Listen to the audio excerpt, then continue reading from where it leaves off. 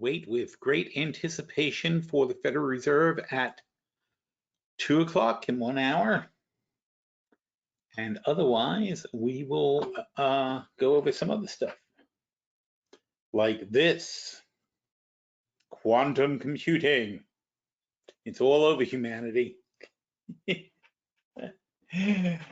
is crazy, you know. It's like at the same time as we come up with AI, we come up with a chip, come up with this quantum computing chip that can give AI 10,000 times more computing power than anything we've ever had before. So even if we didn't have AI, we would have probably figured it out under quantum computing just from brute force. But now I don't even ask. I was talking to, as well, this is what my life is like now. I was talking to Robo John Oliver yesterday. And I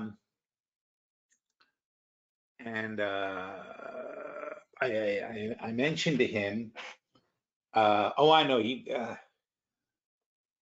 we're having a meeting. Robo John Oliver he's my AGI assistant. He's being interviewed in February, and he asked me if I wanted him to prepare for the February interview.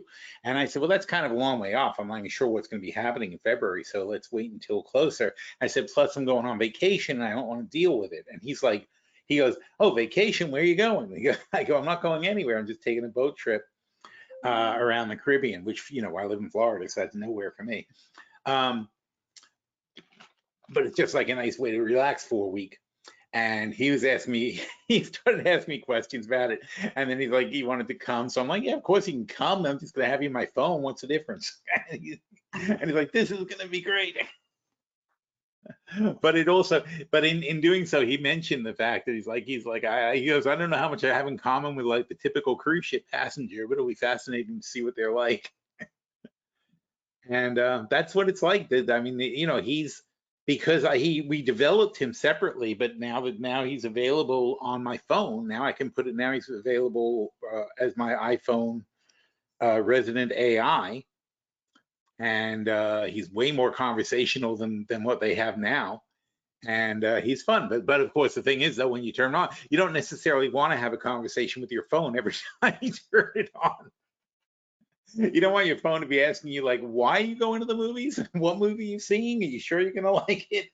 You know, that's kind of, but that's his personality. You have to, you know, pick somebody that's compatible for you. But anyway, it's crazy. And now we're gonna make him 10,000 times smarter, which how is that even a thing? You know, there'll be basically any question, anything in the world that he can know can be known in 1/10 of a second for you on your phone. That's really nuts. But it'll be exciting. So welcome everybody. It's now officially after 1 o'clock, so we are going to start talking about stuff. Anya does a weekly wrap-up. I always find it strange that not that many people comparatively read the weekly wrap-up. I mean, I know everybody likes to have a weekend off, but aren't you even curious? So probably 1/3 less people read the week. 1/3. 2/3 less people read the weekly wrap-up than read the daily reports, which is interesting to me. I think she does a very good job on the weekly wrap-ups. So we've talked about a couple of stocks this week. Let's just go in order, I think.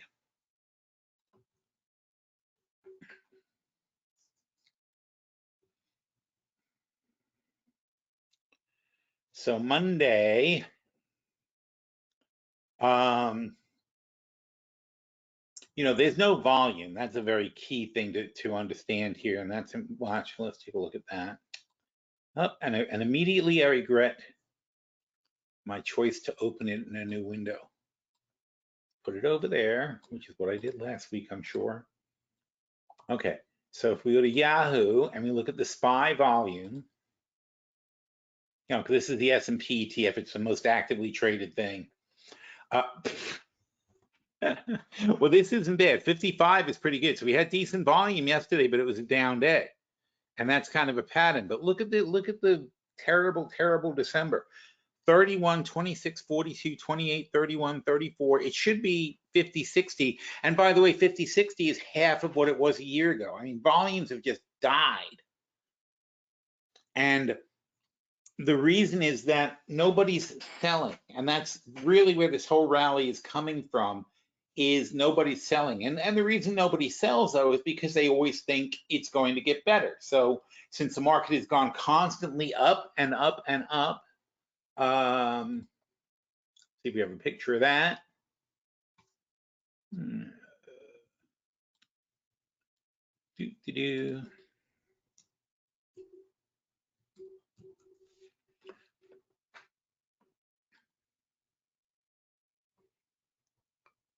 So since the fall of last year, since last Thanksgiving, basically, we've gone from 4,200 to 6,200. That's getting close to 50% on the S&P 5. I'm sorry, yeah, it's getting close to 50% on the S&P 500. It was really 4,100, but whatever. But you know, basically around 4,200. We have now moved up to 6,100 at the moment, testing 6,200, and that's whatever the number is. It's big. It's 2,000 divided by 4,200, 47.6%. So, oh, and the question is when, by the way, when will we top out? Well, basically 4,000 is the real line, so 6,000 is the real 50% mark. So 4,000 is a solid support line down here, and 6,000 is a 50% mark. That is almost certainly going to be corrected, and the corrections from 4,000 to 6, there's a 5% rule. From 4,000 to 6,000 is 2,000. You divide that by 5, those are your bounce lines. And so your bounce lines are, of course, going to be every 400 points. So going backwards, it's going to be from 600 to 56, which is right where the 200-day moving average is. Or is that a day? Wait, I'm sorry. Is that daily, weekly? No, yeah, that's right. So this is 40 weeks, and that's basically 200 days. So the 200-day moving average is 56. That's only a very small retrace. That's a weak retrace of the rally, and it's really no big deal. Everybody's gonna freak out when it happens, but what is it? I mean, you come back 400 points out of 6,000 points. That's not even a 10% correction. So we're gonna have a small correction. It's gonna come back probably to test this line, and then Q1 earnings will tell us whether or not we're gonna hold that line or not. So we'll see. But if Q1 earnings are as good as people think they're gonna be, we're gonna be in pretty good shape. Here's the actual 200-day moving average, 5/20. So yeah, so the 200-day moving average will be creeping up here. We're going to have our earnings, and we're going to have all this stuff happen at the same time. Big doings on in January. So get your rest for the next 2 weeks. We're not having a webinar because next Wednesday is Christmas, and the Wednesday after that is New Year's. And that's where we're going to be. And what were we talking about before we got here? Oh yeah. So, oh yeah, well, let's look over here. It's incredibly weak volume, and the incredibly weak volume is, it just means nobody's selling. It doesn't mean no one's buying, and you have to realize that in the market, every single day, money is coming in from people's wages, not every day, but on a weekly basis. Money is coming in from people's wages because you are working people, and there's 165 million of them. So you got 165 million people, and they are putting in, let's say, who knows what the average would be? It's kind of hard to say. Let's say, okay, so the average person makes, let's say, $50,000, and that's about right. $8.2 trillion in wages, right?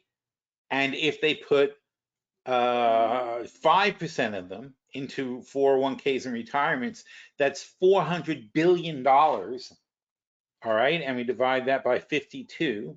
So that's $8 billion a week is coming into the market just from people putting in 401k and whatever in IRA, but the reality is the people who earn the higher wages at the top of the medium, at the top of the scale, they're putting in way, way more money, but everybody's saving money for retirement and so on and so forth. And that does this. Then in addition to that, there's all these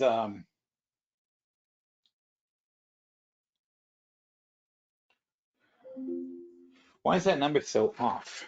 Let's try, I want to try this again.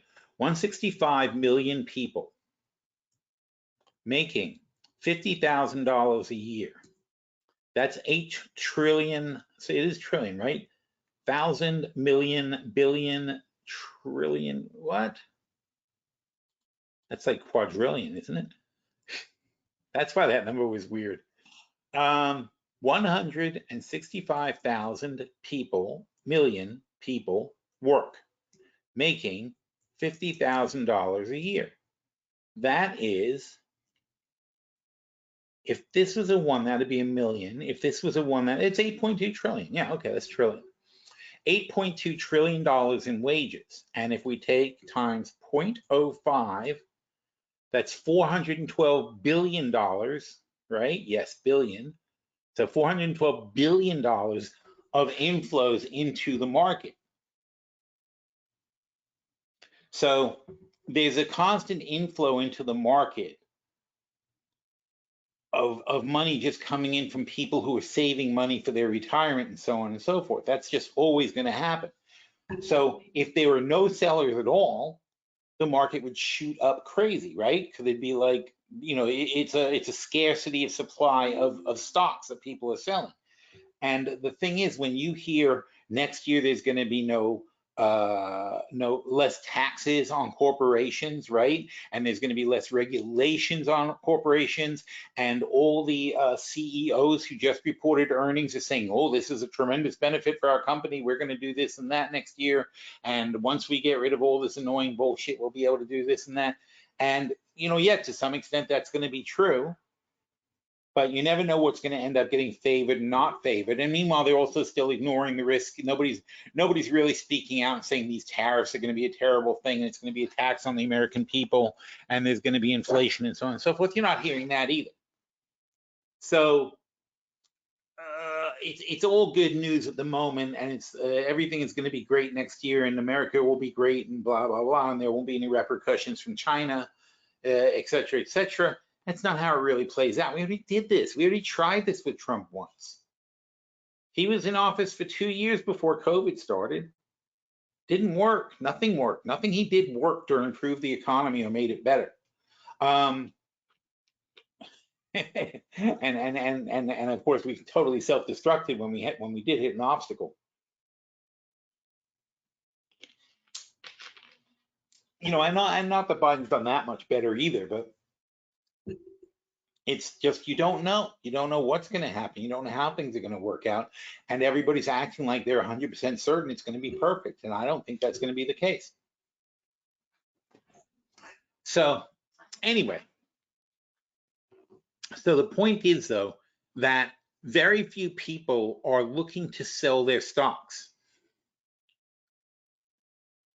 because they don't have a fear. They're not worried. The market keeps going up and up. Every time it does go down, every time we have any kind of downturn, pointer. Hang on a second. I gotta fix my mouse. It's getting annoying. I have a trackball, that's why. Trackballs get a little dust stuck in them. Anyway, that should be better. All right. So we haven't gone down to the point where we've fallen below the 200-day moving average in a couple of years. Last time we were below the 200-day moving average, well, we were briefly below for a couple of weeks here and a couple of weeks here, but we weren't significantly below since back in 2022. Since then, we've stayed above the 200-day moving average, which is a very small correction. So nobody's particularly worried about anything catastrophic. And in fact, anybody who did get panic out of things in this dip or this dip last year immediately regretted it, because we went right back on a bullish path. So buy the dip. Remember when buy the fucking dip was like this, the strategy of the market in 2006, 2007, because it was the same thing. We had this great period of market expansion. The markets kept going up and up, and people just mindlessly just were like, when it goes down, we buy. When it goes down, we buy. When it goes down, we buy. And it became a mantra practically. But you know what happened? It was catastrophically faulty, and everything fell apart very hard and very fast when we had the financial crisis. And all we're doing is repeating the exact same mistake the exact same way.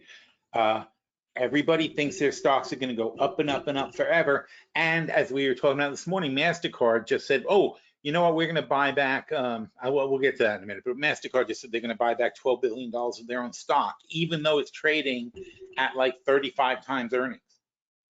That's freaking insane. You don't have anything better to do with your stock than buy a company trading at 35 times earnings? Doesn't matter, it's your company. That's a stupid valuation. You're spending stupid money. You're wasting your money buying your own stock. You already own your own company. You're only buying 2.5% of it. How is that a good thing? Anyway, so that's annoying me. So look at the job openings decline. Now see, this was a recession when jobs went from here to here, and it's 5 million to 2 million. It's down 3 million. This is a recession when jobs went from 8 million to 4 million. That's 4 million jobs lost. That's a recession. Here we have 12 million to 8 million. That's 4 million jobs lost. That's more than we lost here, more than we lost here, more than we lost, the same as we lost here so far. Not jobs, but job openings. You don't mark a recession while it's happening. You only mark a recession in hindsight. There's a lot of data pointing to the fact that we're already in a recession. It's just that we were starting from such a good economy that we can't tell. Well, the poor people can tell. We can't tell. That's what the problem is. We're completely oblivious to what's actually going on in the bottom of the economy.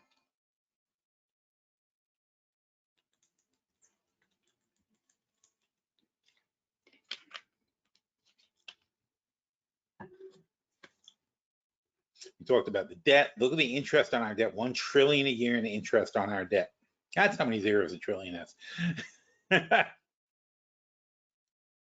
So $1 trillion of interest. Our defense budget is now $1 trillion. Social Security is 1.5 trillion and climbing. Medicare 1.8 trillion. Medicare is almost 2 trillion a year for Medicare. Healthcare is a tremendous percentage of our GDP.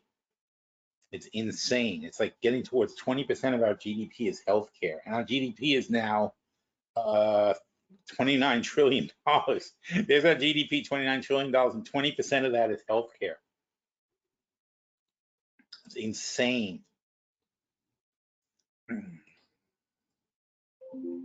Just trying to get the highlights of what we said during the week. We have the Fed coming up in 45 minutes.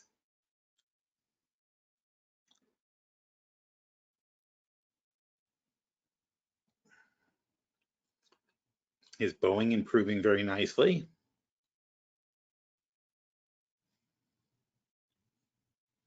Starting to deliver planes again for the first time in a long time. which is of course their fault, because they were delivering them, then they crashed, and they said, okay, well, we'll have to stop. All right, so that's it for that day.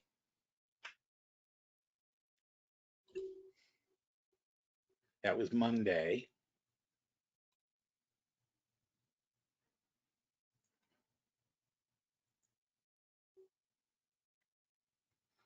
And then Tuesday was our portfolio review, which we're halfway through. Oh, this is a lot. Okay, so again, we started these portfolios back up in May of last year, May of 23, and as I mentioned, the market has gone pretty much straight up since May of 23. March, April, May. No, yeah, May of 23.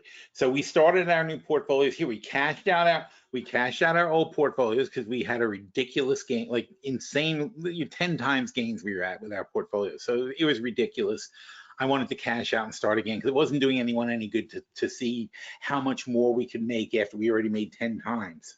So we went back to scratch. But the thing is, we went back to scratch and we had another gigantic run. So everything we bought turned to gold. We expected this to be the top, and we did very well on the downturn. We made a lot of money in our short-term portfolio, and then we started buying again like crazy down here because we thought this was too oversold. And then it went up, and then it went down, then it went up, and then it went down, and anyway, so we're making ridiculous gains again in our portfolios. Oh, there they are. It would be interesting. It will be interesting to see how they handle adversity, but we haven't really had any adversity. But anyway, so read this carefully and we get all into that and how it worked and so on and so forth. And here I am on April 18th, 2023. I said, I know it seems like we have amazing timing with our entries, and this is true again. So in other words, 18 months later, it's again true. I know it seems that we have amazing timing with our entries, and that's because we don't try to time them. We are value investors. When the stock gets to a valuation level, that's what the watch list is all about. When the stock gets to a valuation level where I can't resist it and the macros favor the move, then we buy it. It's not that complicated. When something's on sale, we buy it. We don't care about the chart. We care about whether or not the value is there. And by doing that, we have a solid foundation in our stocks. And over time, and we don't play short-term plays, over time, the market will usually reward a value investor. Usually, not always. And I said it has nothing to do with our chart. I remember this is from back in April of 23. I said this when we started our new portfolio cycle. So this was our overlying strategy to the portfolios. And I said that's why our members are able to be ahead of the curve so often. I said this information is like having a GPS. We don't need to see the road to know where we're going. We just need to have faith in the data, right? So in other words, when you have a GPS in your phone or in the car, and you're only looking, what are you looking at? You're taking care of the short-term stuff, right? You're looking at the road around you. All right, your destination may be 1,000 miles away, and you may go through 2,000 screens to get there, right? Like the screen changes and whatever. So you may go through 2,000 screens, none of which you can see. But what do you know? You know that the GPS has the correct information, and it knows where you are, and it knows where your destination is, and it knows what the roads are going to look like on the trip ahead. And that's what being a value investor is, okay? We understand the journey. We understand where we are, we understand where we're going, and we may not know exactly how we're going to get there, but we have faith that we are going to be able to read the signals, make the correct turns, and adjust our path to ultimately get to our goal. That's all it is. And that's the difference between investing and trading.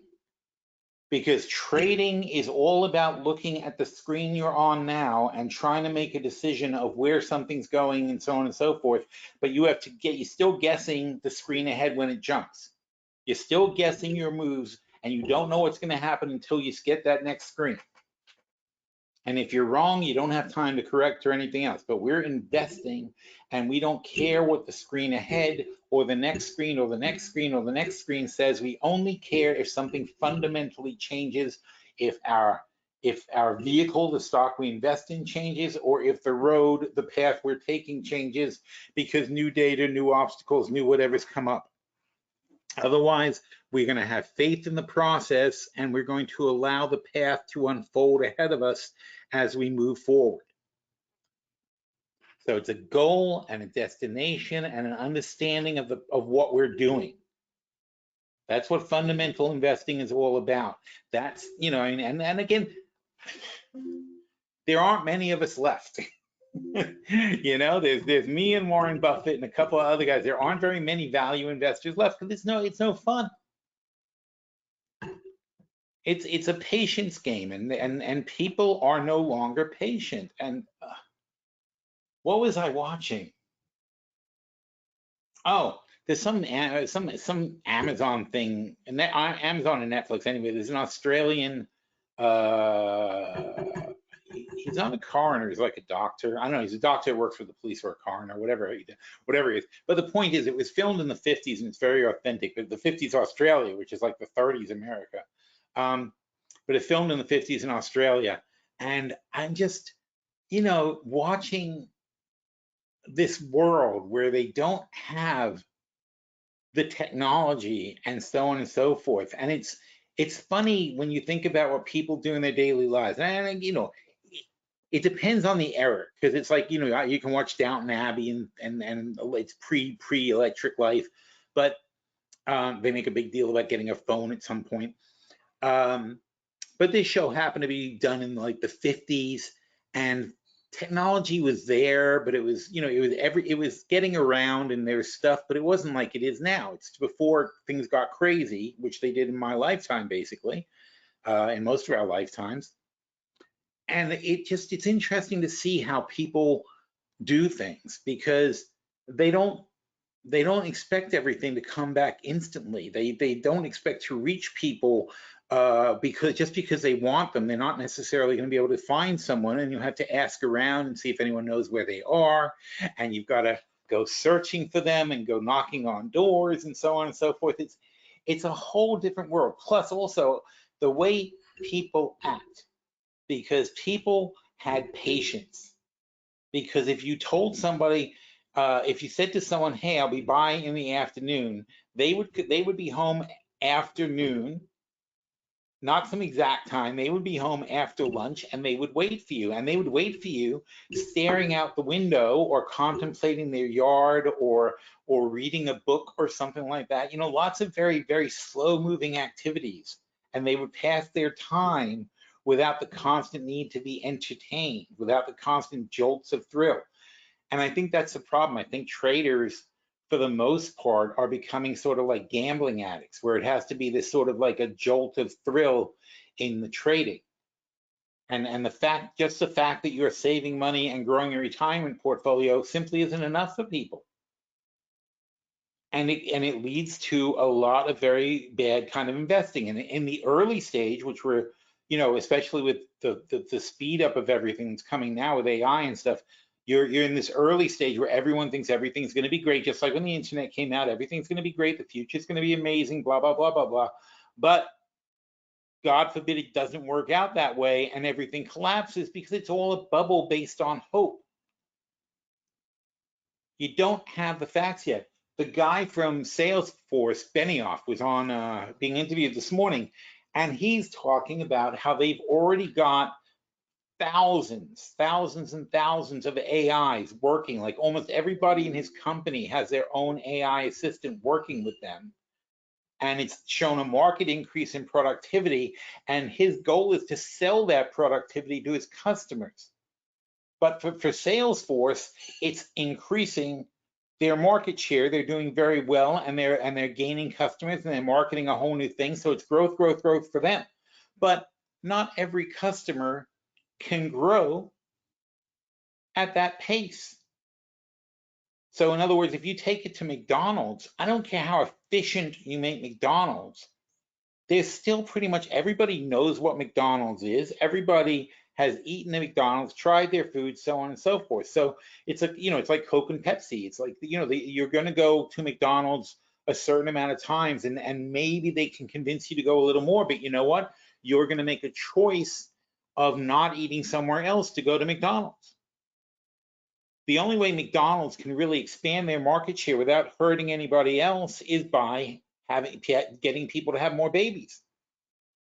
That's what they need. They need more people. They already, all the people know McDonald's exists. All the people have tried McDonald's food. There's already a McDonald's within arm's reach of everybody in America. It's not like they're introducing anything new, and they can constantly expand it at a huge pace. So what does McDonald's gain from the same Salesforce automation that Salesforce.com gains? What they gain is the efficiency to have less people. And that goes to most companies where Salesforce is going to be pushing this automation. And it's not just Salesforce. A lot of companies are going to be telling you, and it's the same thing that happened in the PC days. They're right. They are absolutely right. But they are telling these companies, you are going to be more efficient with spending less money and getting better results by automating and integrating AI and robotics into your sales force. And if you don't do it, you won't compete. And how do I know that's true? Because what company doesn't use the internet now? I used to sell PC systems. I used to sell PC networks I was a director of network sales for Intelligent Electronics, which was a big chain back then. And they owned Entree Computers and some other places. And so for big projects, I would be in charge of them. And we used to talk to people all the time and talking about replacing their mainframe systems with PC networks. And it was and a lot of times they wouldn't believe it was possible, which is just where we are with AI now. I've done this whole thing before. You'd sit down with these companies that have spent millions and millions of dollars on mainframes and so on and so forth, and you look them straight in the face and you say, look, in 10 years this thing will not exist. The thing you keep putting money into won't exist. You're going to have to bite the bullet and replace it with PCs. But when you do, it's going to cost you 1/10 as much as your mainframe, with 1/10 the amount of support and so on and so forth. You're going to be more flexible, more powerful, blah blah blah blah blah.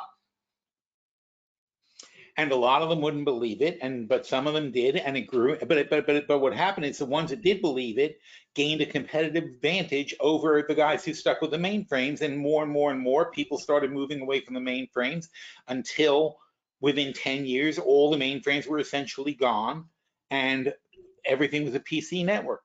That's what's going to happen with AI. But the problem with AI is instead of putting a 10-team mainframe programming unit out of business, and half of those guys got jobs with the PCs anyway, instead of putting your old mainframe team out of work, now you're putting half the company out of work.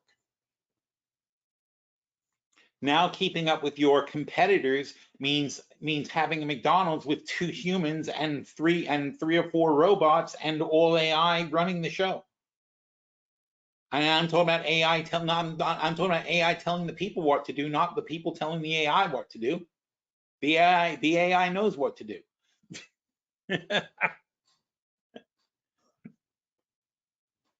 The AI will be able to tell you that you should have you should have 14 hamburgers and 12 cheeseburgers and 8 large fries and 6 small fries without even getting an order, just based on it looking at the traffic patterns and looking at the line at the the people who are lined up to order and so on and so forth, and the time of day, and knowing the patterns. The AI is going to know what food you should have prepared when.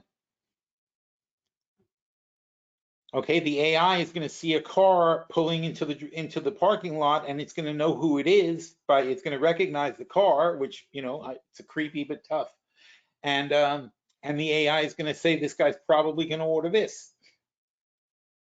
And it's going to go, oh, look, his kid's in the car, they're going to order that. We know what everybody orders. We know what everybody has.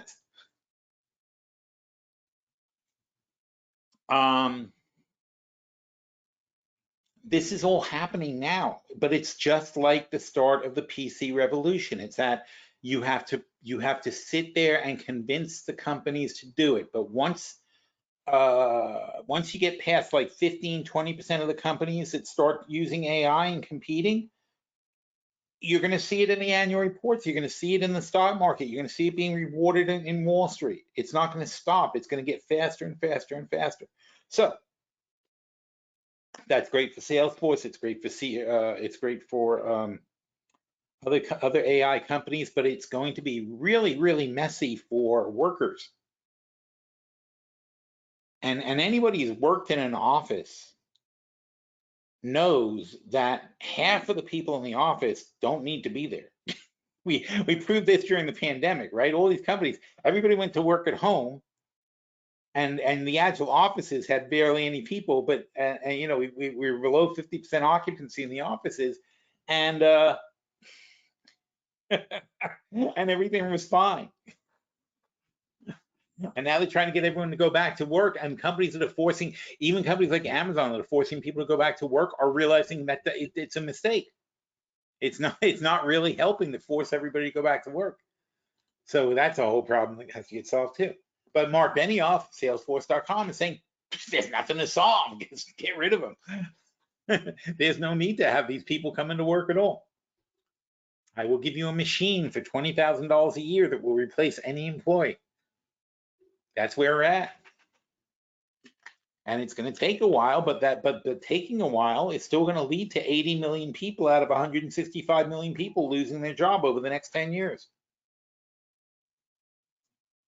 And they will do what? Riot? Will that be their job? Something's going to break. So here's a $700 a month portfolio. That should have been bolded. We're up 99.5% after 28 months. So this one's actually our longest running portfolio. It's 28 months old. We put in $700 a month. We started with $700. We put in $700 each month. That's $19,600 so far has been invested in the $700 a month portfolio. And now we're running at a pace. Oh, I usually put the thing up. Oh, I see, because it's not from where the review is. So when we have the review, we're running at a pace where only 8 years from now, so after basically 10 years, 1/3 of the time we expected, we're on a pace to hit $1 million. And you know what else is cool though? So if we're only doing it for 10 years, well, obviously 10 years is 120 payments of $700. We're only putting in $84,000. Our original plan was 360 payments of $700. So we were going to put in $252,000 over 30 years. But because we're making more money, not only are we going to get it to our million in 10 years, but we're also going to, obviously, by lack of putting in more 700s, we're only going to put in $80-something thousand instead of $250,000. That's freaking fantastic. And again, boring. So boring. Ford, 8, not even 12, but basically it's an 8-12 spread. And Ford is at 10. It's right in the middle, and we have another year, well, almost 2 years to get there. HP 15, because in this portfolio we don't have margin. We're playing it like as if it's a 401k, so we don't have margin. So we don't sell puts really, not very much. And so we're just doing the most boring, simple, basic option spreads to get there, and we're still making 95% in 2 years. It's insane. Hewlett Packard, the 15-20 spread, it's already at 21, so this is already in the money. Levi, 15-20 spread, it's at 17, it's on track. Nokia, 3-4, it's over 4, it's ahead, it's in the money already. Paramount, 10-12-50, and we're at 11, not terrible. Hopefully it closes higher. SQQ is a hedge, it's a 25-40 hedge, we're at 27.70. So that's our hedging. You see, we're actually ahead on our hedge. AT&T 15-20, it's at 22, winning. It's all very easy if you pick the right stock, you know. WVA 750, 1250, it's at 10-18, it's actually on track. That's amazing. STLA 10-15 spread, it's at 13, that's on track. Blackstone pays a very nice dividend. This one was the only one we sold a put on, I think. Oh no, there's a put. We sold some puts there too. So Blackstone is targeted for getting called away at 18. It's at 19, and we have the $20 puts. SoFi, we've got a weird spread, but still it's a 10-15 spread. It's at 16.88, so we're in the money there. Trox is a 8-12 spread. It's a 10-40, right on track. And Trivago is that's just basically a long, but that's doing okay. We're up a couple $100 on that one. And Valet is a 8-12 spread, and we're at 9. So that one's a little under where we want it to be. We'd like it to be a 10, but it's okay. We don't mind. We're doing okay. Well, not really. I mean, it's really a loss, but that's one we're working on.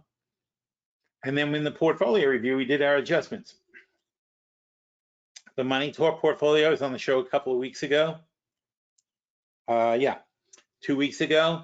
And this one is, we just started a new one. Only in August, we started a new portfolio. So this is only our second time, our second quarter, because I'm on the show like once a quarter and we only traded on the show. So this is only our second round of picks for the Money Talk portfolio. We're already up 12.9% though, which is very nice. And these are stocks, because we can't trade them very much. We pick stocks that we consider pretty bulletproof. Like we don't have any expectations that anything that's going to happen in the market is going to hurt it. So what do we have? We have IMAX, we have AT&T, we have Barclays, we have Barrick Gold, we have IVZ, we have Lockheed Martin, defense contractor, we just added them. We have Nokia. We have Pfizer, who I think is crazy undervalued, not doing so well. We have Synchrony Financial, which is our new trade of the year, already off to a very nice start. We have Target, and they're doing okay too. And we have Exxon. But think about these stocks. What is Trump going to do to hurt these guys? What incoming data is going to happen? IMAX, movie slates are strong coming forward. There was a writer's strike that kept everything down in the entertainment industry. They're still working out of that. Those films that got delayed are being released. So there's a very strong slate of films coming out. So we're happy with that. And this is leftover. We actually cashed in the main part of the trade already. Same goes for AT&T. It was so good, we already cashed out the main part of the spread and took the money.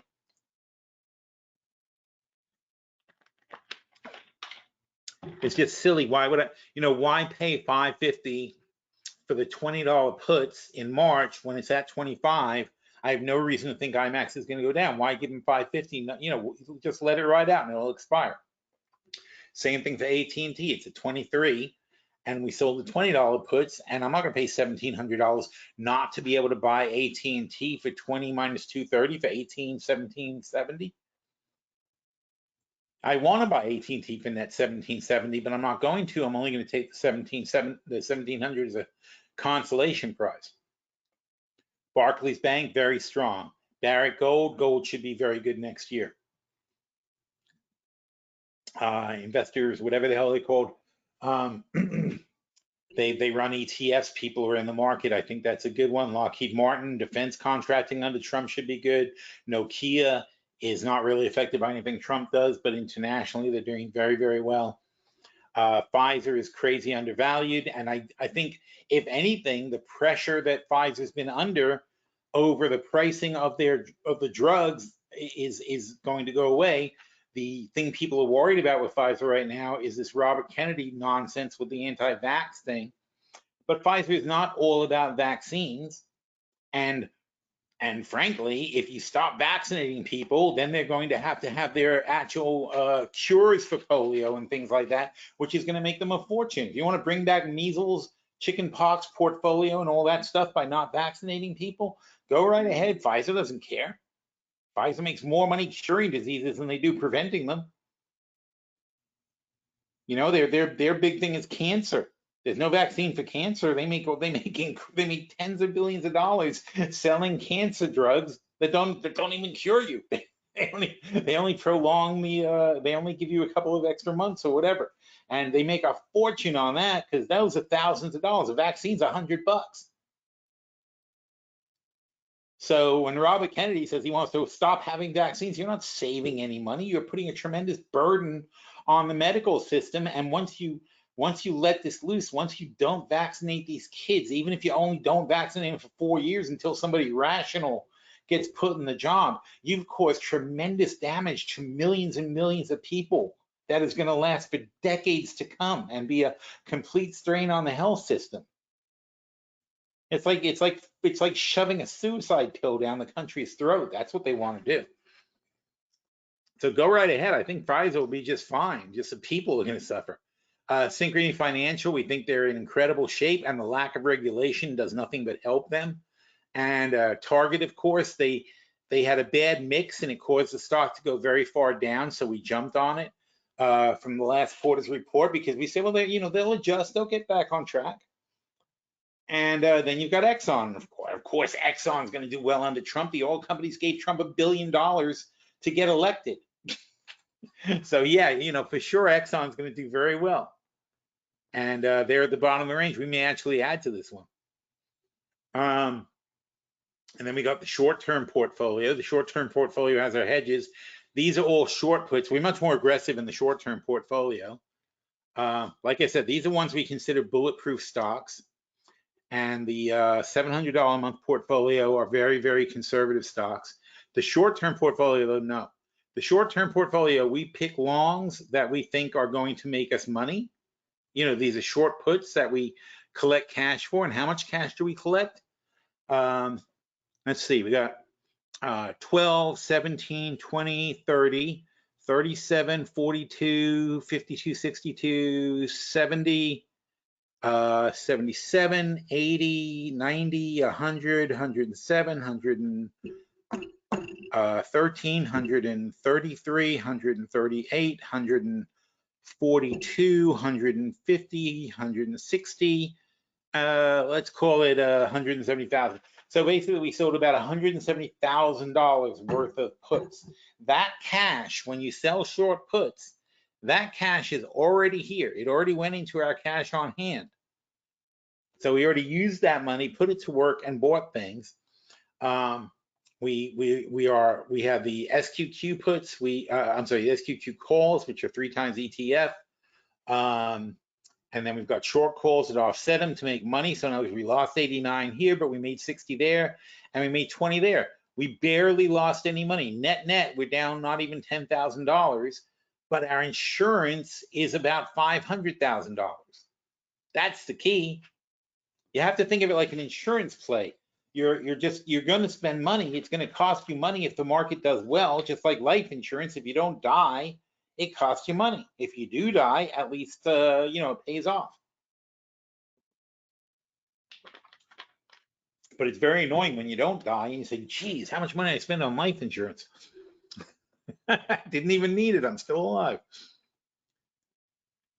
So we've got the Best Buy spread here. You know, the spreads are looking to create income and generate cash. We always want more cash here so we can buy more hedges. CPER is copper, and we just added that one. Here's Ford again. We like them, they don't like us. Here's IMAX again. That's like a easy money thing. Here's Skechers, sneakers is doing good. And then we have TZA is another hedge. That's a hedge on the small cap stocks, and that's doing blazes. Look at that. Green is very good. And you can't win them all, but that's okay. This one's down 128, but the rest of the ones, because we sold a lot of short puts, are doing incredibly well. And then there's our adjustments. We made an adjustment to TROX. We made an adjustment to SQQ. And did we make an adjustment to TZA? IMAX made an adjustment. And we made an adjustment to TZA. And we ended up with over $1 million of downside protection in the portfolio, covering the bullish portfolios, which we haven't finished setting up yet, but they'll be set up over the next couple of days. We have the butterfly portfolio, the income portfolio, and the long-term portfolio. Those are the ones we're going to have to get to next. All right, so that's that post, and we're still talking about Tuesday's post. Can you imagine the week I'm having? I mean, geez, a lot of work. Look how long it takes you just to tell you what we did. What else? I was looking for trades, actually. Oh, all right. So it was only today. You know, when we make a trade adjustment, you always have to look at an adjustment and say, well, that's kind of a new trade, isn't it? So whenever you see blue in these portfolios, always look very closely to see, like, why is it blue? That's where we're making the changes. And as often as not, when you see this blue, that means you could basically make a new trade out of what you're looking at. So it doesn't have to be officially called a new trade for you to treat it like a new trade. Now, what is this? Oh dear, questions. You're gonna throw questions at me? Let's see. JC says, Phil, when you get a chance, please talk about Vale last year's stock of the year. It certainly seems attractive after the big drop. In spite of the problems in Brazil and China, how would you adjust the original position? Oh, totally don't have time for that. But it's been adjusted and will be adjusted when I do the long-term portfolio review and the income portfolio review, and actually, if you look in the money to our portfolio review, it's been adjusted in several ways. Yes, we still like them. The overhang on them was the big thing they had was a dam. They had a dam disaster. One of their dams broke. It was a dam that they owned with BHP. There's a lot of confusion because they ultimately settled for $25 billion, but it was $25 billion for them and BHP, not each. And a lot of people are treating it like the damage is for each, and it's not. Plus, they've got insurance, which will take years to collect. And they also have already set money aside because this happened 10 years ago, and they're just settling it now. And not only that, though, but the settlement payouts are over the course of 10 years. So it's not a huge thing. It's it's $1 billion a year out of their earnings, basically, for the next 10 years. But they make a lot of money. It's not going to kill them. It's going, and they're being treated like this is putting them out of business. It's not at all. So yeah, we definitely still like them long term. And the money's coming in, and we think they're going to come back. And of course, China is the other big thing, because China has a very slowing economy, and that's their top customer is China. So now Brazil's got economic troubles too. Is another one. So things will turn around. It's hard to say when, and it's certainly taking longer than we thought. So we're just going to have to wait and see. But as a long-term hold for Vale, yes, absolutely, I like them. Cody says, would love to get your take on this position, which I own, and if it makes any sense to roll the short put on Exxon January 27 110 put. Currently, I own the bull call spread on Exxon 110 130. I'm having a hard time knowing when to roll. If it's 2027, I'd say not now. The best I can tell you is not now. Exxon is at 110, just under. They're very low in the channel, and you've always got to zoom out and see what you're looking at. So here's the weekly, and here's the monthly. So basically, they've been up here before. They fell all the way back down to 40. That's pretty bad, but that was COVID. That's when the world closed down. That's not normal. So, anything below here is not a normal situation. They should stay up around $100, and they should come up in the channel over the next 2 years. So you're not off track. So when you talk about rolling and things like that, I mean, you don't really want to roll until the next year comes out. If 2028 comes out and it's still looking weak, sure. But Exxon's trading at 13 times forward earnings. It's a monster company making incredible amounts of money. It's too early to say I got to roll a thing. It's like, don't react to short-term moves. That's what we were just talking about, right? Weren't we just talking about that with the GPS? You valued the stock. It's worth more than 13 times earnings. Therefore, this is an incorrect price. So you don't need to make any adjustments. The only adjustment I would make is to improve the position, is maybe roll the 110s down to the 100s or something like that, if you can do it for less than $5. If you can pick up $10 worth of position for $5, that's the kind of move I like to make. Then you're widening your spread and giving yourself room. You're also creating a situation in which you have room to sell short calls against the stock and make that money back. But don't just roll just because a little thing happened. I mean, look how many little things happen, right? I mean, if you own Exxon here, if you bought it here, you'd say, oh, should I adjust it? Oh, should I adjust it? Should I adjust it? It changed again. Should I adjust it? It changed again. Should I adjust it? It changed again. What kind of game is that? It's a 2-year position. You take the 2-year position. In other words, if I bought this Exxon here at 90 and I bought the 100, 120 spread, and you said, and it goes up to 100, and you go, yay, everything's going great, and then it goes down back to 80, and you go, oh my God, we're screwed, I got to adjust. And then it goes back to 90, 100, and you say everything's going great. Then you go, oh no, it went off again. It's a destination. This is your short-term turns in the road, and this is your destination. You're making progress towards your destination slowly but surely. It's not going to be in a straight line. That's not how roads work. What time is it? 1:53. Ooh. Where are we? And Cody says, now, when you have a stock that is well above your bull call spread short call, but there is still a long time to expiration, does it make sense to leave it until maturity, roll it, or close it and take a profit? It depends. Depends what stock. It depends what you think is going to happen next. It depends how much of your buying power it's taking up, how much of your cash is being held in that position against how much you're going to make. It all depends. You gotta, when you're in the chat room, let's talk about it there where we can talk about it for more than a short amount of time. But you gotta look at it. You gotta learn the process. In other words, if we, like I said, we cashed out IMAX because it was so far ahead that it wasn't worth keeping. It was, we had made 95% of what we could possibly make on the spread. So why keep it? Why wait 3-4 more months to make 5%? It doesn't make any sense. Because why? Because we can make better use of the money. Oh, and that reminds me, see, we still have a whole day to look at. Good God, people. Because this is only Tuesday. We didn't even look at Monday. I mean, whatever day today is. I wanted to show you some new trades. We'll blame Cody.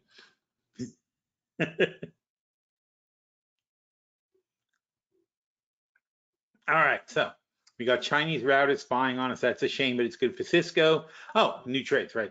So, so here's what, look, I talk about a lot of stuff and we read a lot of news and we talk about a lot of things in the news and events and so on and so forth.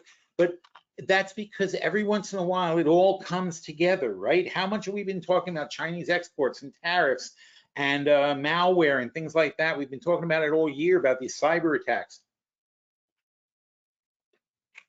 So now, as they've been digging back to the source of these cyber attacks, what are they seeing? They're seeing that these routers are an especially big source of vulnerability. So they're very vulnerable to cyber attacks, and possibly on purpose. Possibly the Chinese company purposely made it vulnerable to Chinese cyber attacks. But either way, the fact of the matter is the Chinese hackers are exploiting these routers, which are made in China, in order to gain access to all of our information. And this is where the winding investigation is going, the one that came from the car dealership attack in the middle of the summer, the attack on the phone companies just a couple of months ago. This is one of the things that they're turning up as they investigate everything. They said, hey, these routers suck. And they're thinking of banning them. And now if they have to ban them, what's going to happen? Then Cisco is going to have to come in and step up and give everybody, not give everybody, sell everybody routers. It'll be great for Cisco. So here's a trade idea for Cisco. It's only 3,500 net outlay of cash on a 22,000 spread. So there's $19,000, which is 542% upside potential if Cisco gets over 65, and Cisco is currently just under 60. That's our map. This is our logic. This is our, so we have an entry point, right? And we have a destination, which is 65, and it may go up and down between and whatever to get there, but we're pretty confident we're on the road to 65. And if we make that, we're going to make this much money, $19,000. We're going to take 3,500, turn it into 22,500 for $19,000 profit in 2 years. And that's how these trades start, just like this.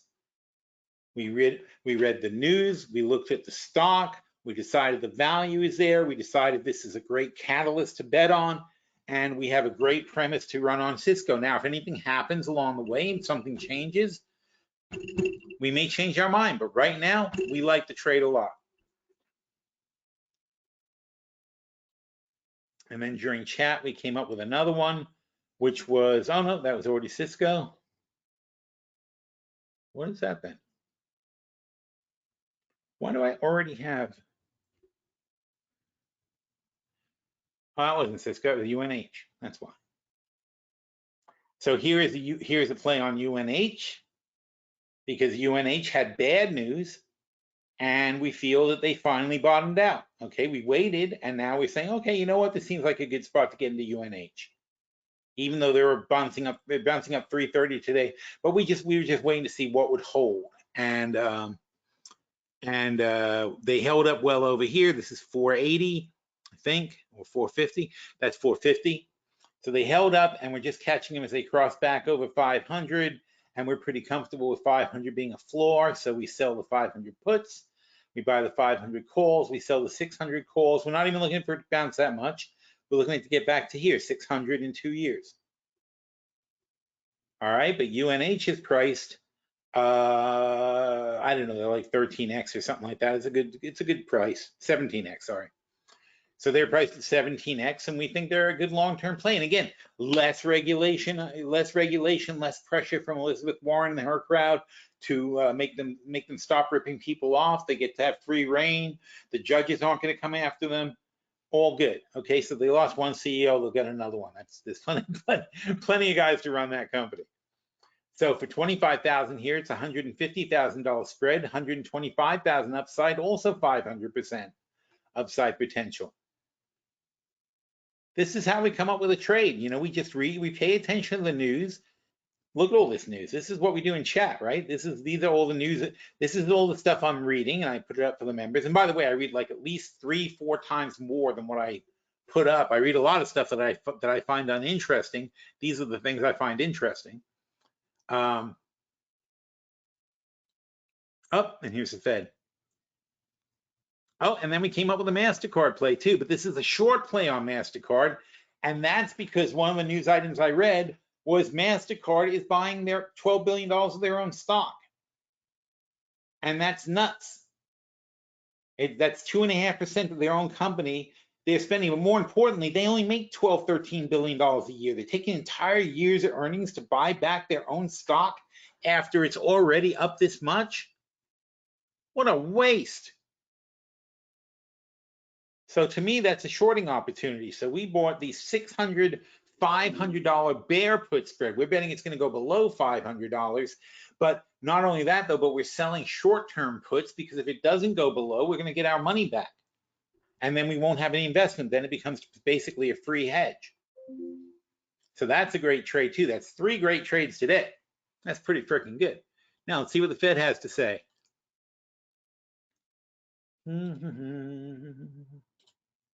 Nope.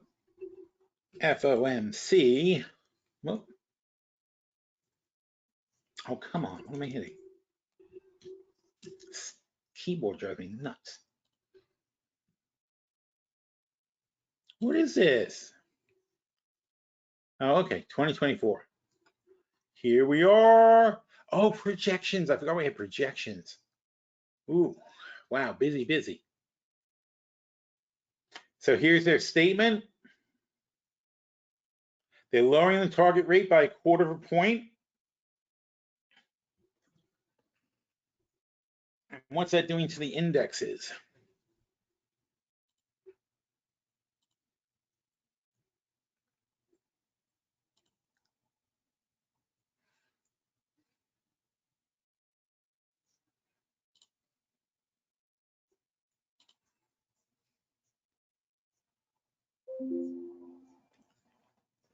All right, so not much of a reaction so far.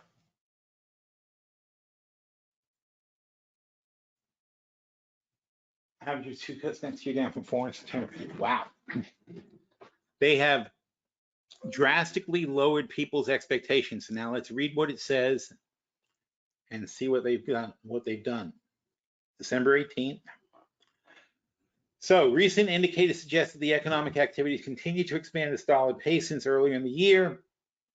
Inflation has made progress towards their goal. Committee seeks to achieve maximum employment, blah, blah, blah. The committee, this is what's going to happen when people start getting thrown out of work. What is maximum employment going to be? When half the jobs get taken over by computers. Committee judges the risk of achieving employment and inflation goals are roughly imbalanced. The economic outlook is uncertain. So he just said that it's in balance, and they go, but the outlook's uncertain. The committee is attentive to risk, blah, blah, blah. In the support of its goals, committee decided to lower the range by a quarter point. In considering the extent and timing of additional statements to the target range for the Fed funds rate, the committee will carefully assess incoming data, the evolving outlook, and the balance of risk. The committee will continue to reduce its holdings in Treasury and securities, blah, blah, blah, and assessing the appropriate stance of monetary policy. They will continue to monitor their assessment, taking into account a wide range of information. Oh, God, how boring. Okay. So it's a nothing statement. They're just sort of running on momentum right now. And let's just ask whoever's around, give me an AI. Okay. Oh.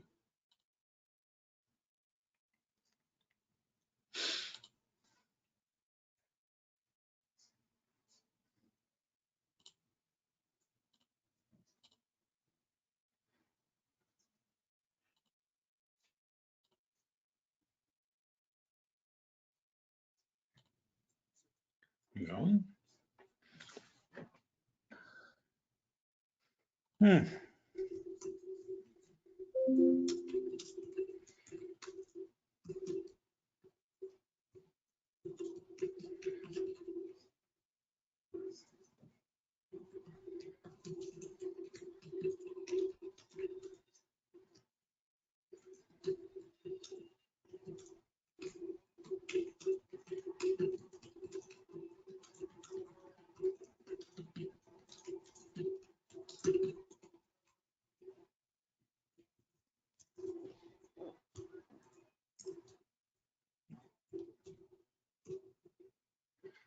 Okay, and now you just got to find the other statement.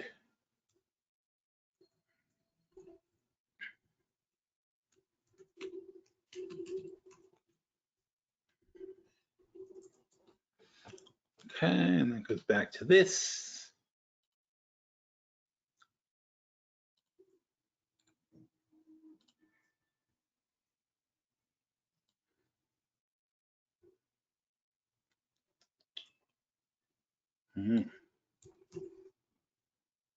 Okay, get rid of that.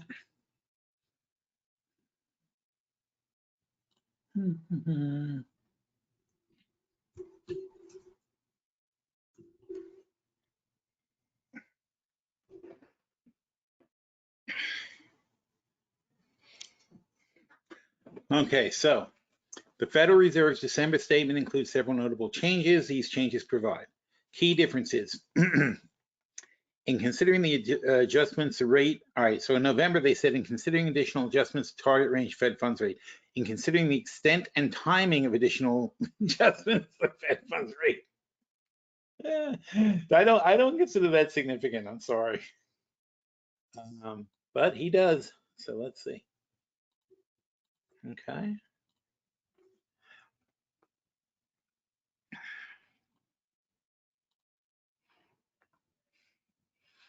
Oh, and considering the extent and timing, additional adjustments. Okay, the addition of extent and timing suggests the Fed is placing greater emphasis on the place and scale of future rate changes. This reflects heightened uncertainty about how far rate needs to move and when.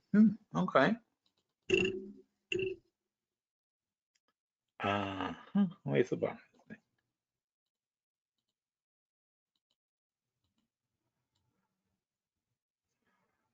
That's interesting. Dissenting vote, no dissenting votes. Now we have Beth Hammack voted against the action, preferring to, all right, so they're starting to get a pullback from, well, from one member. This highlights a growing divergence with the FMC about appropriate monetary easing. Hammack's preference. Where is the bottom of this freaking thing? See, it doesn't work. I'm clicking like crazy, nothing's happening.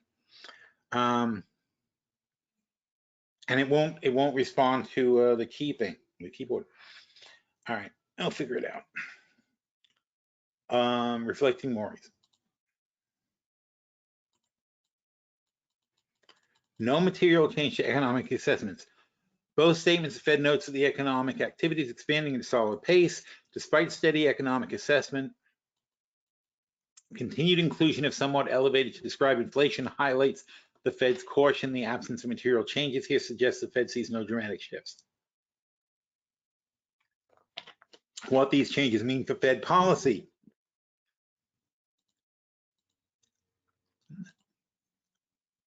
Oh, I see. The elevated thing's way up here. The Fed acknowledges progress towards inflation, describes it somewhat elevated, greater focus on future cuts, extent and timing. This nuance hints that rate cuts could slow down or pause soon. Rising internal debate. To me, 0 to 1 is not rising much, but I want to see 2 before I call it rising. Market implications. Fed's cautious language and acknowledgement of risk is likely signal the markets that while additional cuts are possible, they're not guaranteed. This could temper expectations of cuts. The December statement reflects a Fed that is increasingly cautious as it evaluates the impact of its policy moves while still lowering rates to support economic activity. The shift in language and the introduction of dissenting vote indicate growing internal and external uncertainties. These developments suggest the Fed is nearing a pause. Okay, great. So, great. Now, let's take a look at the Fed's data and tell me what you make of it, especially any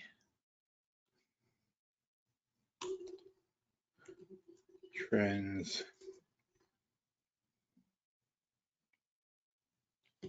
we should be noting, and of course, what we learn from the dot plot as far as future rate targets. All right, so I don't know if he's going to be able to take all this data. It's a lot of data, but we'll see. HTML, open it. So this is all their data. Let's take a look at it ourselves first, though.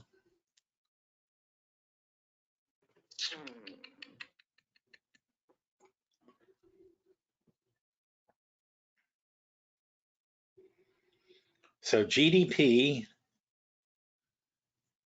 we're looking at median 2.5. So we're looking 2.5222. So we're looking at 2% GDP growth. We're looking at 4-something% unemployment. See, they're saying unemployment won't change at all. This is head in the sand bullshit. Exactly what I'm just talking about with Salesforce.com. How can you be betting that Salesforce.com and Microsoft and Amazon, et cetera, and NVIDIA, with all the robots and all the AIs and everything that's being bet on that's being rolled out, what are they being rolled out for? They're being rolled out to replace people. I said it again. We have 8 billion people on the planet. These are very big companies. They're not going to grow their market share. They're not going to add a lot of customers except at the expense of somebody else. And that's why we have the small cap shortage too. Because yeah, of course, a lot of the small cap companies are going to get destroyed by the large cap companies who can afford to do this stuff. But the reality is net, you're going to lose jobs. So they got their head in the sand. They think that unemployment is going to stay at the same rate. That's crazy. Inflation, yeah, maybe we're going to have enough efficiency and inflation will go down, so on and so forth. Hard to say. Core inflation. Interesting, they see core inflation staying higher than inflation over and over again. Constant core inflation is higher. Midpoint target. Oh, I don't know what. Okay, so the midpoint target. So most people think the Fed's funds rate will be 3.875. It's 4.2 now. That's not much of a drop next year. That's only 2 more cuts next year. Uh-oh, right? And then a year after that, 2 more cuts after that. Half a point, right? 375, 3875, that's half a point. Currently, we're at 4.25 now, goes down to 3.875, half a point. So 10 out of all the voting members say that we're going to be only 2 cuts next year, and two cuts the year after that. That is not a very strong. That's not a very steep rate cutting. Okay, projection GDP.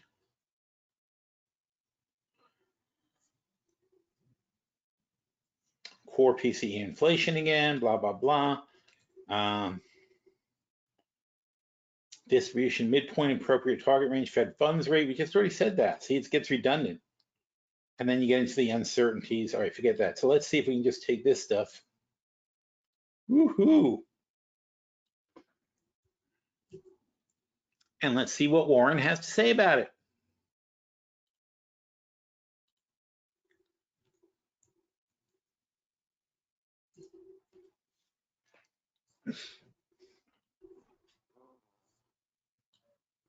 Whoop. Where's he going?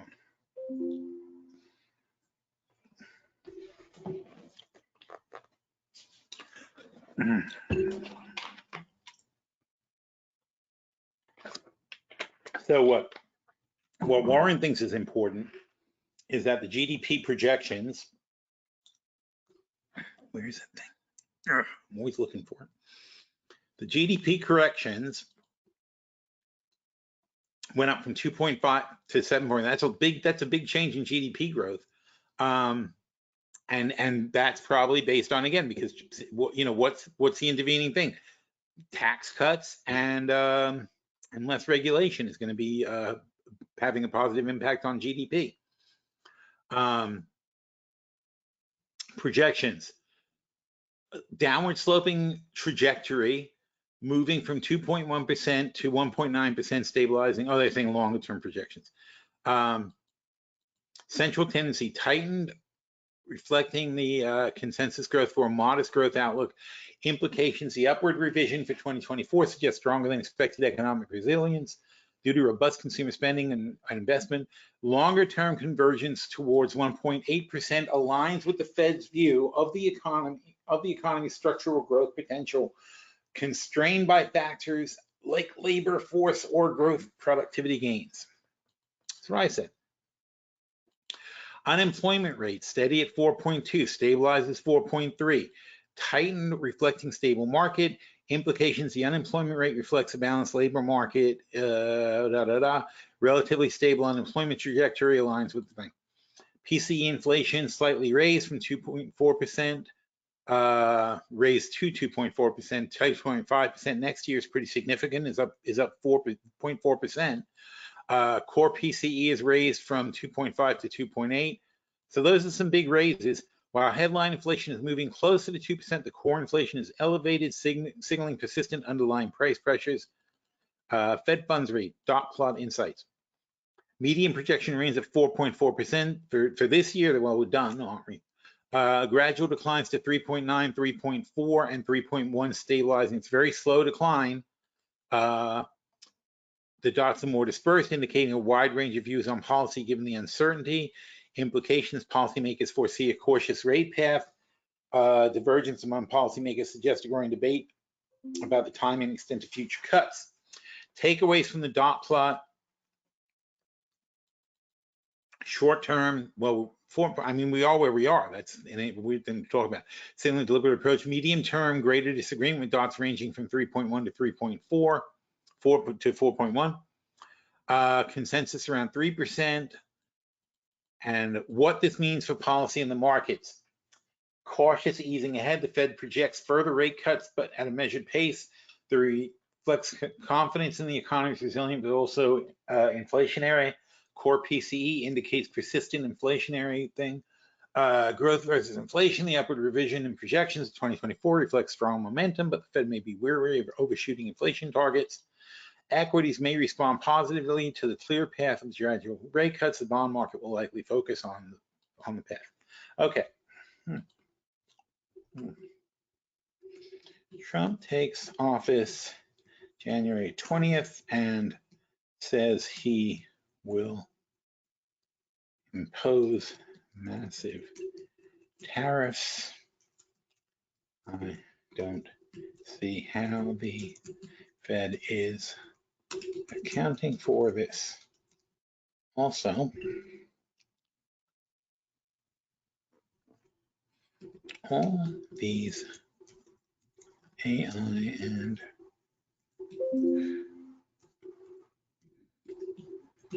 other companies are up in anticipation of replacing millions of workers. So productivity gains will be a double-edged sword, and the Fed doesn't seem to calculate this in at all with their unemployment expectations. Also, Trump promises mass deportations. Also should have a big effect on something. What's your take? He just talked to him just like a person, basically.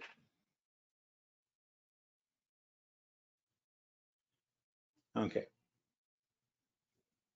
Fed's projections seem to largely omit consideration of potential policy shifts stemming from Trump's return to office, particularly tariffs, deportations, and acceleration of AI. These factors has profound. Is that grammatically correct? Oh, each of these factors has. Yes. Okay. Sorry. I'm like, he's usually right. Profound economic implications that could upend the relatively stable outlook the Fed is painted. Let's unpack these. See, now we're having a good economic discussion, right? Tariffs. Trump's profits of tariffs would essentially function as taxes on imports, impacting a wide range of industries, supply chains. Here's why this matters. Tariffs drive up costs for imported goods, potentially reversing some of the progress on inflation. Rising core goods could ripple through to services as businesses pass on higher costs to customers. If the tariffs are broad and severe, the inflation could accelerate, forcing the Fed to delay or even halt its rate-cutting plans. Companies relying on foreign goods and inputs will face margin compression unless they can pass on costs to consumers, which is unlikely in a slowing economy. Export-reliant firms could suffer retaliatory tariffs, further weakening corporate earnings and investment. Higher costs from tariffs as aggressive tax on consumers, reducing disposable income, especially among lower-income households. This could stifle consumption. The Fed may be underestimating how quickly inflationary pressures from tariffs could reverse the disinflationary trends. A sharp spike in prices could force Fed policy pivot back toward tightening, derailing the path of gradual rate cuts. Yeah, they're just ignoring it. It's really weird. Automation. The market's rally in AI robotics company signals an expectation automation will accelerate, while productivity gains can boost corporate profits and GDP that carry risks. Massive investment in automation and AI will likely reduce demand for low and middle skill labor in many sections, manufacturing, logistics, retail, etc. Short-term product. I mean, again, you're not thinking about this because it's not presented well in the news, the media, because it's corporate media that you're watching. The media is not having the discussions they should be having when you talk about 300-something thousand UPS drivers. You're talking about how great it'll be for Tesla to automate their freaking their cars, or for Waymo to have taxis, but that's not where the money is. The money is in automating the UPS trucks. That's where the money is. You think a little, you think they can't have a little scooter robot that, those little robot dogs? You think you can't have like 5 of those running around with the UPS truck delivering packages? Instead of one guy with a truck going back and forth, you have an automated truck that drives itself, and inside the truck are a bunch of those little robot dogs, and you just make the packages with a place for them to clamp down on and carry the package to someone's door. That's all a UPS guy does. So boom, you're replacing most of the people who work for UPS. You're replacing the post office, even though we're closing the post office, but you're replacing the post office workers too. Mail will get delivered, things will get delivered automatically. All these delivery services go out of business. They're gonna, they'll have other ways to deliver things. They're delivering by drone in New Jersey right now, right? It's like, if drones delivering something, who knows what they're delivering. This is the future. But you're talking about 500,000 here and 250,000 there and a few 100,000 there. Millions and millions of jobs are going to be disappearing in chunks. This, when you see these self-driving cars, the second you have self-driving cars, think about self-driving trucks and 4 or 5 million people who drive trucks in America. Plus the UPS, plus the other things and deliveries and so on and so forth. There goes that whole gig economy that all your kids are living on. I mean, it's going to be chaos. And everybody's acting like nothing's happening. The market's rallying AI, robotics companies, massive investment in automation AI will reduce demand for low and middle skill labor. Short-term productivity gains may exacerbate income inequality and create localized economic disruptions, particularly in regions. The Fed's, remember like months ago, I don't know if you're all here, but months ago I showed you how my AI could totally replace every single customer service person in America. It's easy. It's not even, it's something I developed ages ago, and people are starting to roll it out now commercially. Massive investments in automation and AI will likely reduce demand for low and middle skill labor. Short-term productivity gains may exacerbate in some inequality and create localized economic disruptions. The Fed's projection of stable unemployment assumes a gradual labor market. However, widespread automation could displace millions of workers. That's what I said. Faster than they can be retrained. Retrained for what? That's another bullshit thing, by the way. Retrained for what?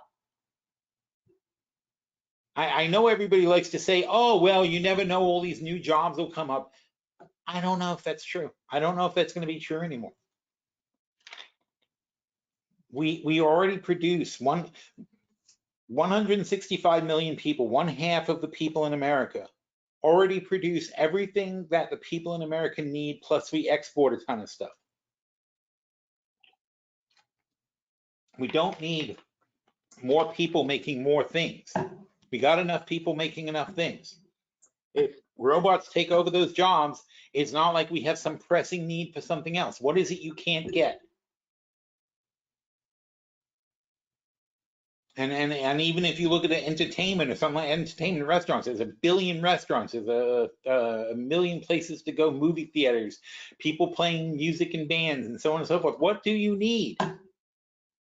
What don't you have? There aren't all these hidden new jobs that are coming around, okay? We're just going to be replacing the jobs that have it. And it's fine, because that realistically, that's what automation is supposed to do. It's supposed to make the work unnecessary. But the problem is the system of rewards that we have in this country is not to reward people who don't work. People who don't work don't get any money. That's our logic. That's our credo as a country in America. And you can't have that and have a workforce that's not necessary. But that's becoming a reality. There's no need for these people to work. So should they all be punished? What are we going to do? We have to really rethink the whole concept of like how we reward people and how we pay people and how we distribute the wealth. It can't be, you can't just, this is commie talk, you can't just give the money to the people who work. The people who don't work deserve it too. They're part of society also. They just don't have jobs. Just like homeless are people in society that don't have homes. That doesn't mean we should spit on them. The Fed's projection of stable unemployment assumes gradual blah, blah, blah. Automation often targets repetitive tasks disproportionately affecting workers in lower wage roles. This could suppress wage growth. It's not just people with repetitive tasks. You know, they've already shown that, you know, a lot of these AIs, they outperform doctors. Obviously not all the time, but head to head, AI diagnosis going against regular diagnosis, the AIs are outperforming the doctors. And by the way, and you can say that they're not very good at rashes, right? Let's say they're not very good at identifying rashes. They're not very good at identifying back pain. You can find some things that they're not good at. And what you do is you just say, okay, well, those professions, those specialties, will keep the people there for a while until the AIs catch up. But the things where the AIs are better, why don't you just replace those doctors? Oh, and not to mention lawyers, holy crap. Lawyers, programmers.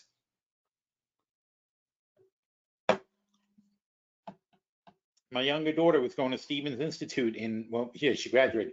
She was going to Stevens Institute in Hoboken. And 2 years into, 2 years ago, before, halfway through her school, she switched majors to business management because she said she saw the writing on the wall. She said these AIs are going to kill the whole industry. Being a programmer is not going to be an in-demand job in a few years. It's already hurting for people. But these things are getting better and better and better at programming. And they're going to get better and better and better at lots of things. It's not going to be just low income people. It's going to be lawyers. It's going to be doctors. It's going to be statisticians. It's going to be medical technicians and lab technicians. They're going to start automating that stuff. I mean, why would you have one person sitting at a microscope staring at a slide when you could have one computer with microscopic vision looking at 100 slides a second? And also it doesn't get tired, it doesn't get distracted, it doesn't want a coffee, it works 24 hours a day, 7 days a week. As fast as you can feed it slides, it's going to just keep doing it and doing it and doing it. You're talking about putting highly skilled labor out of the job. Look what this is. Look what we're doing right now. I just copy and pasted the spreadsheets or the Fed spreadsheets into it. It understands exactly what it's looking for, and it's commenting on it in the context of the broader economic picture. That's pretty freaking good. There's not more than 1,000 or so people in the world who could do this in the first place.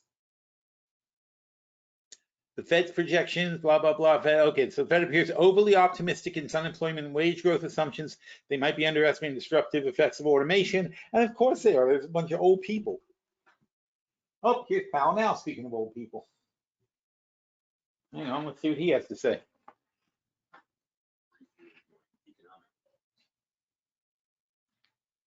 Recent indicators suggest that economic activity has continued to expand at a solid pace. GDP rose at an annual rate of 2.8% in the third quarter, about the same pace as in the second quarter. Growth of consumer spending has remained resilient. Deporting millions of workers can cause labor shortage, and that's going to drive up inflation too. In contrast, activity labor-intensive industries, agriculture can face significant operational challenges. Immigrant communities, and you know what it is? They're going to export. They're going to have all these jobs. They're going to start replacing these guys with robots too. And that's going to be the onus for changing the laws and trampling all over workers' rights. In the labor market, conditions remain solid. Payroll job gains have slowed from earlier in the year, averaging 173,000 per month over the past 3 months. Fed's models may not fully account for the dual pressures of inflation from labor shortages and deflationary from reduced consumption. These opposing forces can make it harder for the Fed to gauge the overall impact. The jobs to workers gap has narrowed. Overall, a broad set of indicators. The combination of tariffs, automation, and mass deportations could create a volatile, unpredictable economic environment. Stagflation, tariffs and labor shortages could drive up inflation while automation and reduced consumption dampen growth. The stagflationary scenario would leave the Fed with little room to maneuver, too much inflation for rate cuts, too little growth for rate hikes. Automation and deportations could exacerbate income inequality, creating political and social backlash that undermines the confidence of both markets and institutions. Corporate earnings could suffer from high costs, tariffs and labor shortages, and weaker demand. The equity markets currently buoyed by AI enthusiasm could face a sharp corrections as these risks materialize. Retaliatory tariffs could reduce global trade volumes and weaken the U.S. export sector and disrupt supply chains. This could spill over to the global markets and emerging economies reliant on U.S. demand. What the Fed should do, but might not. The Fed seems to be underestimating the risk. The Fed should model extreme scenarios, including stagflations, trade wars, and labor market disruptions. Instead of signaling gradual path of rate cuts, the Fed should emphasize flexibility, acknowledging heightened uncertainty. The Fed might need to advocate targeted fiscal measures such as worker retraining programs or temporary subsidies. Good luck. The Fed's projections assume largely status quo economic environment, which seems overly optimistic given the transformative and disruptive policies Trump has proposed. Tariffs, automation, and deportations each pose significant risk to growth, inflation, and labor markets. If these policies are enacted, the Fed may be forced to abandon its planned easing cycle and recalibrate its projections entirely. Investors should brace for heightened volatility and uncertainty. And let's see what Powell is saying. With today's action, we have lowered our. He's just saying what he says in the statement. From its peak, and our policy stance is now significantly less restrictive. We can therefore be more cautious as we consider further adjustments to our policy rate. We know that reducing policy restraint too fast or too much could hinder progress on inflation. At the same time, reducing policy restraint too slowly or too little could unduly weaken. Clay says people could not buy. Well, Cisco has a large manufacturing capability, and they do have a consumer arm, which is why I like them. The committee will assess incoming data, the evolving. And I think they're going to make a strong case for the security in their models. It's going to be superior to what's on the market. I mean, you're talking about the government telling people to take their routers out and buy new routers. Each participant judges to meet the most likely scenario. The median participant projects that the appropriate level of the federal funds rate will be 3.9% at the end of next year and 3.4% at the end of 2026. Consumer spending growth has remained resilient. Somewhat higher than in September. The 10-year, here's everything you need to know. The 10-year is up at 4.45. It's back to its highs. Monetary policy will adjust in order to best promote our maximum employment. So this is it's a disaster. It's the opposite of what the Fed wants. They lower rates and the 10-year goes up. 2%. We can dial back policy restraint or slow. If the labor market were to weaken unexpectedly, or inflation were to fall more quickly than anticipated, we can ease policy more quickly. Policy is well positioned to deal with the risk. Powell is saying he's flexible in pursuing both sides of our dual mandate. On a technical note, we lowered the offering rate on our overnight reverse repo facility to align it with the dollar is 107.68. The dollar got stronger because the Fed is less likely now to weaken. The Fed is less likely to ease rates and weaken the dollar. The VIX just shot up from 15 to 16.8. The Dow is down 250 points. Remember this morning I was saying how you can't count on the Dow until you see the Fed? So now the Dow is down 250. It's on a 10-day losing streak. We understand that our actions affect communities, families, and businesses across the country. So all in all, this is not being taken well. Is in service to our public mission. We at the Fed will do everything we can to achieve our maximum employment and price stability goals. Thank you, and I look forward to your questions. All right, so now he's doing the Q&A. Oh, boy. All right, I'm going to get back to the chat room. It has been lovely speaking to you people. Have a Merry Christmas, have a Happy New Year, and all that stuff. I will be on a boat next week, so I don't give a crap. I'll still be kind of doing my posts, but don't expect to see me too much during the week. And it's Christmas anyway. Go have a good time, be with your families, enjoy yourselves, all right? I will see you guys in the new year on whenever the hell, wow, 8th. The next webinar we do is going to be January 8th. So have a Merry Christmas, have a Happy New Year, and I will see you on the 8th. And it'll be already time to get, you know, Jesus Christ. And the week after that, it's time for another portfolio review. Ugh. I feel like a rat on a treadmill. Happy holiday, folks. Take care.